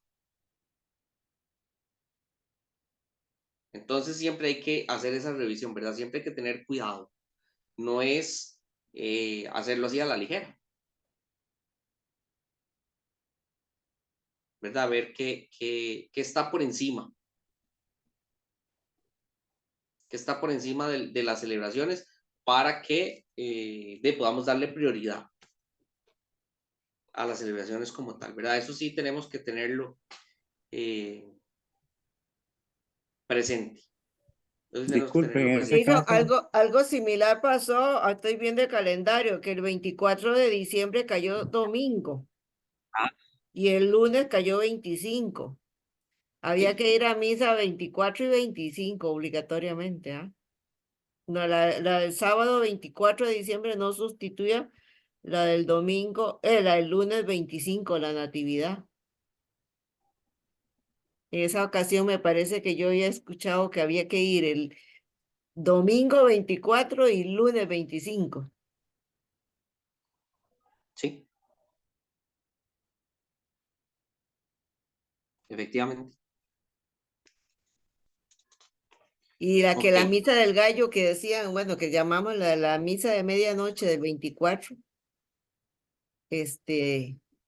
Quedaba en domingo. ah, Quedó en domingo. sí, no, eso es ya con llegado el momento Ahí, le preguntamos, Jason. con la práctica, ahí uno lo va. Igual, con la misa cada día solucionamos. La misa cada día nos soluciona esas cosas. Para eso tenemos una Comisión Nacional de Liturgia que nos soluciona, pero a veces entramos en casuísticas propias, ¿verdad? Porque ellos no van a estar revisando y van a poner en la parroquia Nuestra Señora de Fátima, en el Capulín, en la diócesis de Tilarán, celebren así. ¿Verdad? Entonces, en esos casos, sí tiene uno que conocer por lo menos lo más básico, no atenerse a, pero sí es necesario.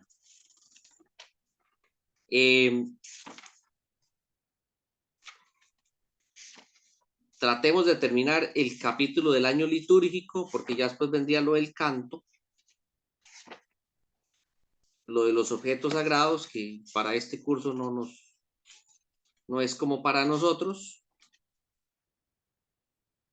Y con eso terminaríamos este sacrosanto concilio, porque si no, no lo vamos a terminar. Dice, la Santa Madre Iglesia considera que es su deber celebrar la obra de salvación de su divino esposo con un sagrado recuerdo en días determinados a lo largo del año. Cada semana, en el día que llamó del Señor, conmemora su resurrección, que una vez al año celebra también, junto con su Santa Pasión, en la máxima solemnidad de la Pascua. Además, en el ciclo del año desarrolla todo el misterio de Cristo desde la encarnación y el nacimiento hasta la ascensión, el día de Pentecostés y la expectativa de la feliz esperanza y venida del Señor. Al conmemorar así los misterios de la redención, abre la riqueza de las virtudes y de los méritos de su Señor, de modo que los hace presentes, en cierto modo, durante todo tiempo a los fieles, para que los alcancen y se llenen de la gracia de la salvación.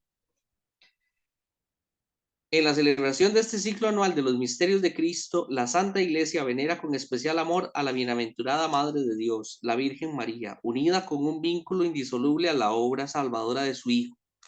En ella mira y exalta el fruto excelente de la redención y contempla con gozo como en una imagen purísima aquello que ella misma toda entera desea y espera ser.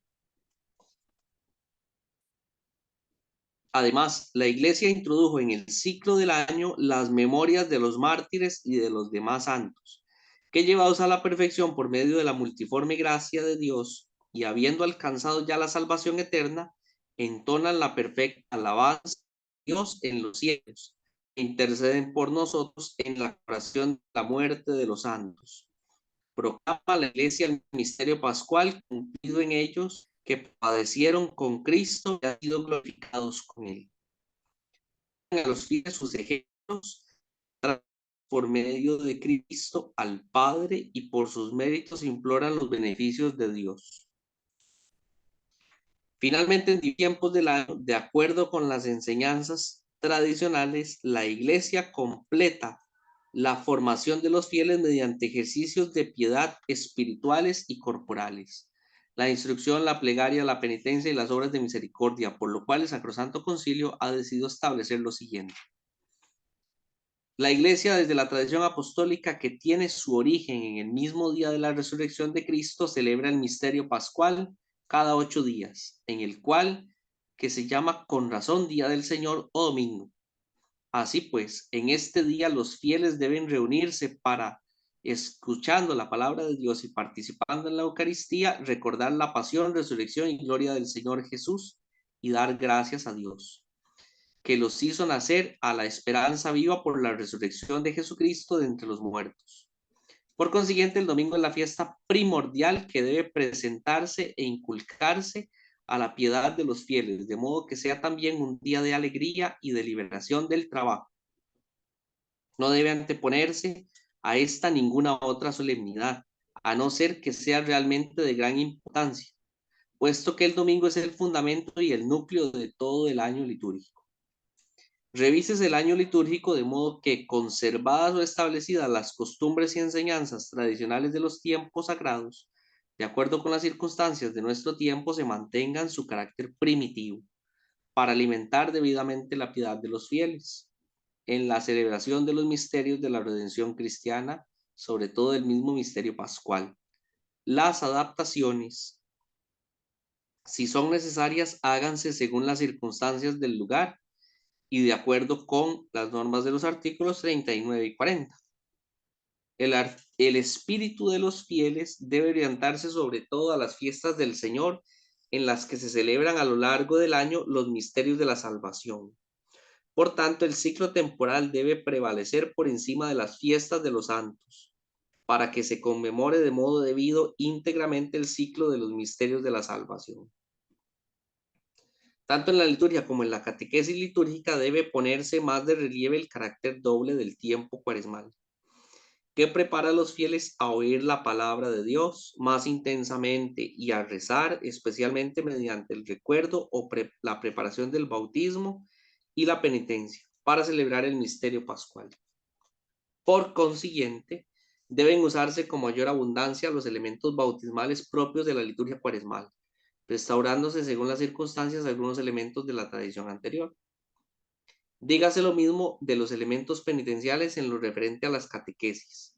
Debe inculcarse a los fieles juntamente con las consecuencias sociales del pecado y la naturaleza propia de la penitencia, que detesta el pecado por cuanto es ofensa a Dios. No debe olvidarse la participación de la Iglesia con la acción penitencial. Recomiéndese la oración por los pecadores. La penitencia del tiempo cuaresmal no debe ser solo interna e individual, sino también externa y social. Foméntese la práctica penitencial de acuerdo con nuestro tiempo y con las posibilidades de las diferentes regiones, así como con las situaciones de los fieles, y recomiéndese por parte de las autoridades mencionadas.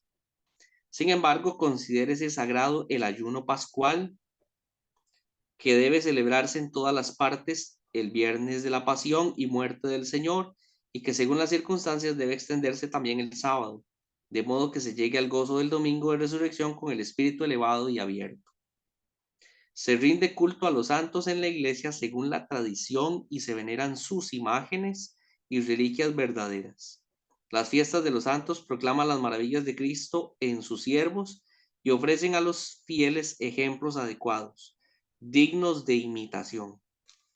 Para que las fiestas de los santos no prevalezcan sobre las fiestas que conmemoran los misterios propios de la salvación, debe dejarse la celebración de muchas de estas a las iglesias particulares, naciones o familias religiosas, extendiendo a toda la iglesia solo aquellas que recuerdan a santos de importancia realmente universal.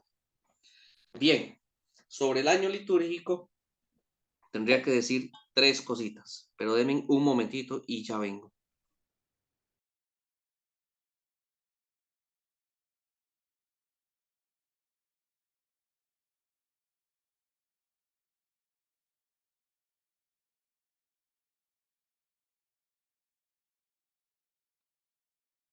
Seguí la clase, Omar.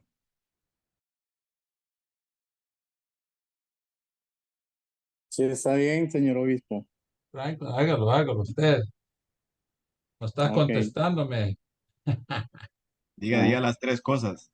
La primera, la ok. segunda y la tercera. La cuarta no.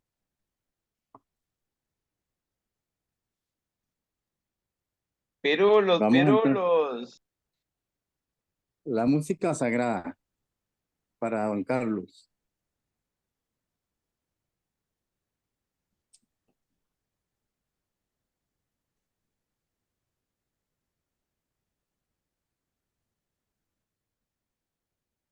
Se los conectó.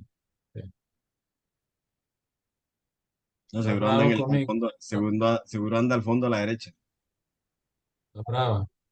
Está bravo José conmigo porque no quiero hacer copias del otro libro. ¿Qué fue? ¿Qué fue? ¿Quién andaba al fondo a la derecha? ¿Alguien por ahí? Sí, todo bien, gracias a Dios. Es que uno se toma el litro y medio de agua. Por algún lado tiene que buscar salir. Bien. De este capítulo de el año litúrgico, tengo que decirles 2 cosas. Contarles una cosa histórica. Resulta que antes existía cualquier cantidad de celebraciones de santos, pero cualquier cantidad. Entonces lo que se hizo fue ordenar el calendario. No fue que se quitaron santos, sino que se ordenó, ¿verdad? Como lo decía ya ahí al final. Por ejemplo, ustedes ven que nosotros celebramos los santos en solemnidades, en memorias, perdón, en solemnidades, en fiestas y memorias, en ese orden, ¿verdad? Ustedes que son orantes de la liturgia de las horas y que van a prometerle al obispo que van a rezar la liturgia de las horas, se dan cuenta de cómo viene en la liturgia de las horas la celebración de los santos. Sí, ¿tienen conocimiento de eso? Ese silencio me asusta. Ay, yo creo que vamos a tener que hacer un curso de la liturgia a las horas. Ay, Dios mío, no me asusten. Bueno, Yo sí lo necesito. chiquillos, resulta que en la iglesia tenemos dos calendarios. Tenemos el calendario que se llama propio del tiempo y el calendario que se llama propio de los santos. El calendario de los santos se marca con las fechas del calendario normal civil que nosotros conocemos, ¿verdad? Que usted sabe que el día, vamos a ver dónde está el calendario, de una vez, que usted sabe que en enero,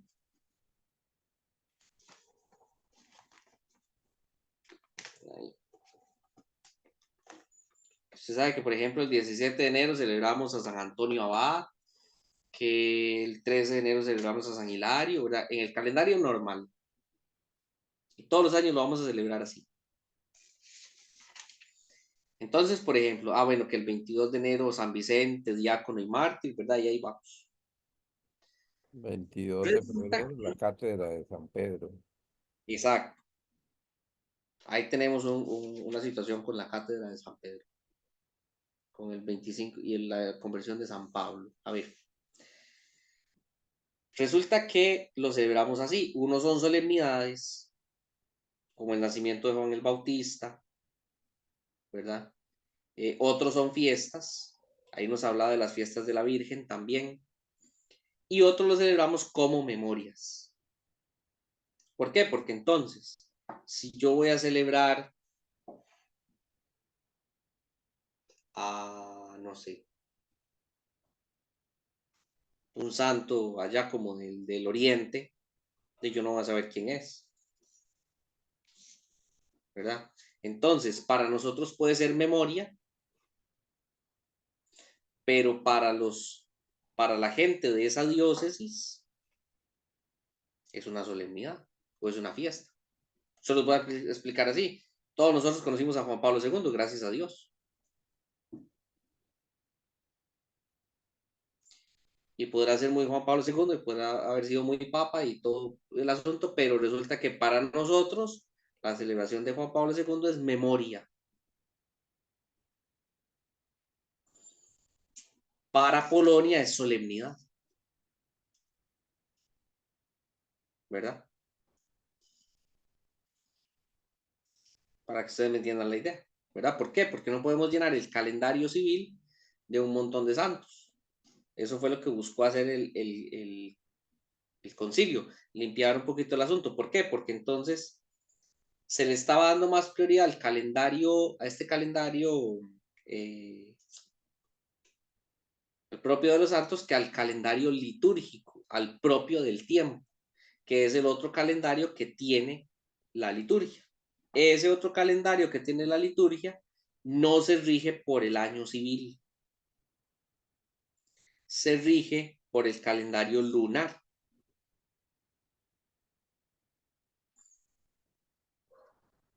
En la semana donde esté la luna que hace el cambio a la estación de la primavera, en esa semana se celebra la Semana Santa. Entonces, ubicamos la vigilia pascual y de la vigilia pascual, del jueves santo nos devolvemos 40 días y llegamos al miércoles de ceniza. Ahí tiene usted la cuaresma. De la vigilia pascual o de ese domingo de Pascua, porque ya eso es domingo de Pascua, hacia adelante, 50 días, esa es la Pascua y celebramos Pentecostés. Y del lunes después de Pentecostés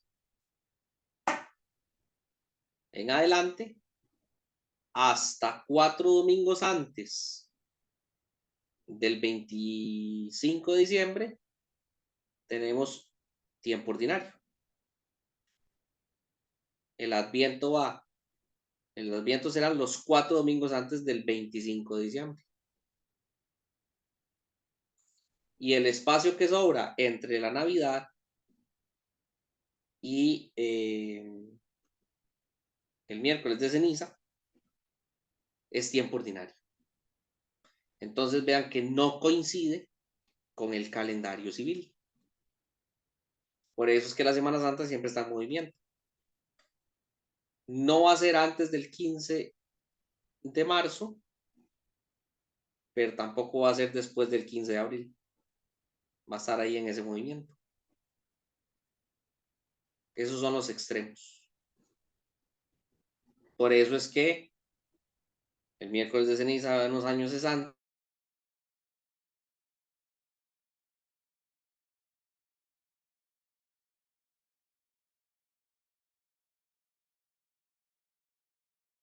Se congeló. Congeló, Jason. se quedó el año litúrgico. Jason, ¿nos escucha o no? No. Jason, Nada, pero aquí estoy yo. Jason, Estoy- pero en la homilía se puede hablar de esta memoria, de este día, de este santo y todo eso.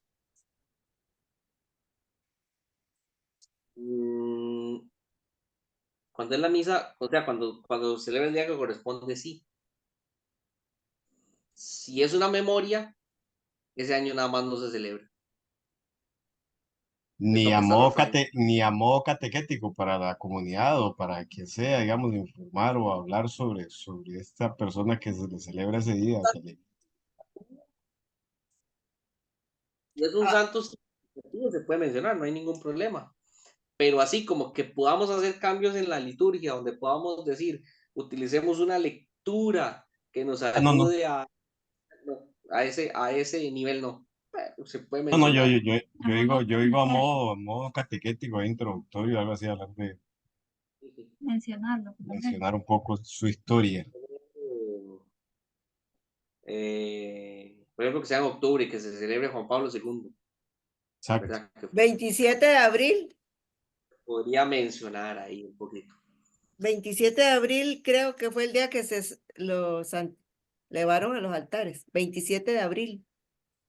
Lo que pasa es que la fecha quedó para celebrarlo en octubre. El 22 de octubre se celebra Juan Pablo II. Es más, ya me hicieron hacer una búsqueda. Vamos a ver si ya este misal trae a Juan Pablo II. Vamos a ver.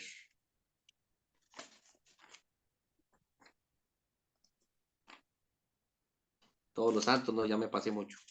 22, sí, aquí está, ya lo trae. Juan Pablo II.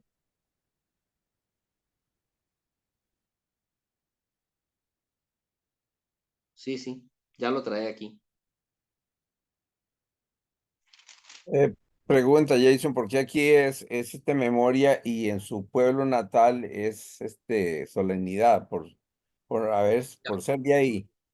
Ya usted se respondió solo. ¿Por qué? Porque para nosotros es un santo conocido porque fue el Papa.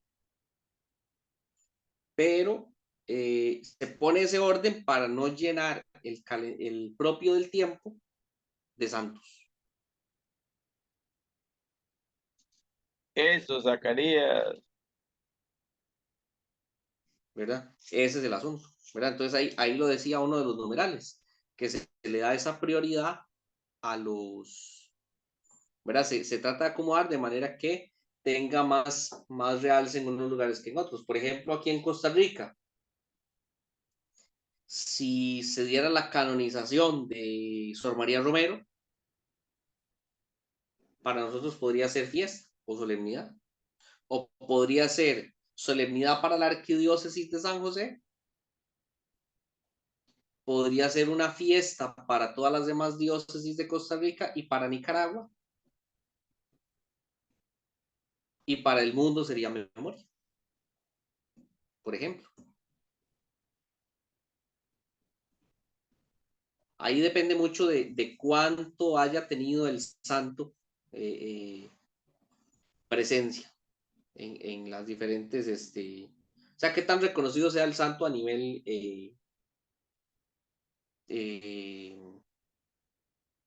de la región propiamente. Bueno, chiquillos, yo creo que con esto terminaríamos ya este